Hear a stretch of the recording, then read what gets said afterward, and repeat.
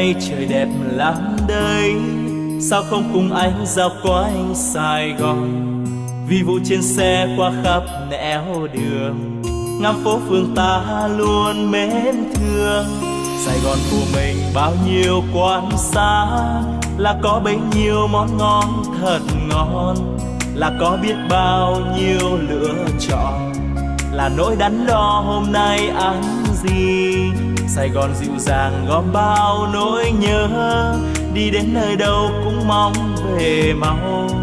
Thương lắm quan quen đôi ta vẫn hẹn, yêu lắm những con đường ta từng qua.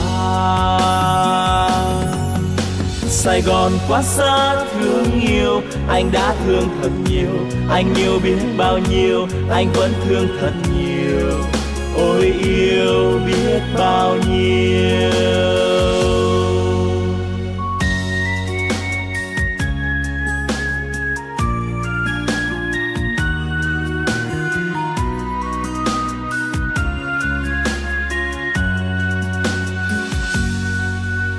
Hôm nay trời nhiều nắng ấm, sao không cùng nhau dạo quanh Sài Gòn.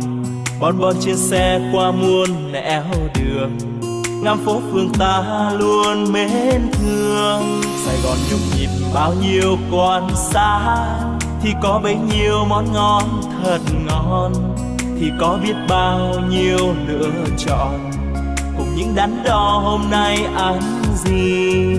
Sài Gòn nồng nàn gom bao nỗi nhớ, đi khắp nơi đâu vẫn mong về mau. Thương lắm quan quen đôi ta hò hẹn, yêu lắm những con đường ta đã qua.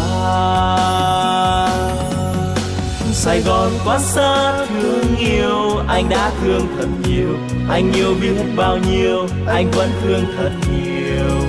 Ôi yêu biết bao nhiêu, anh đã thương thật nhiều, anh yêu biết bao nhiêu, anh vẫn thương thật nhiều.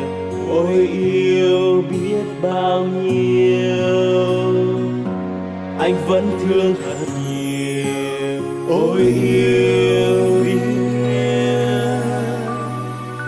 bao nhiêu.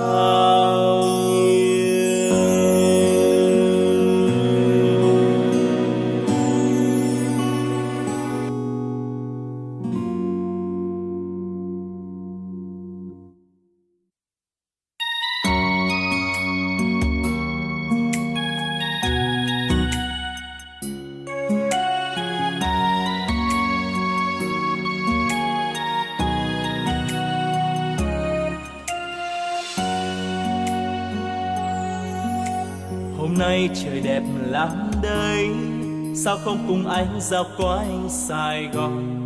Vì vụ trên xe qua khắp nẻo đường, ngắm phố phường ta luôn mến thương.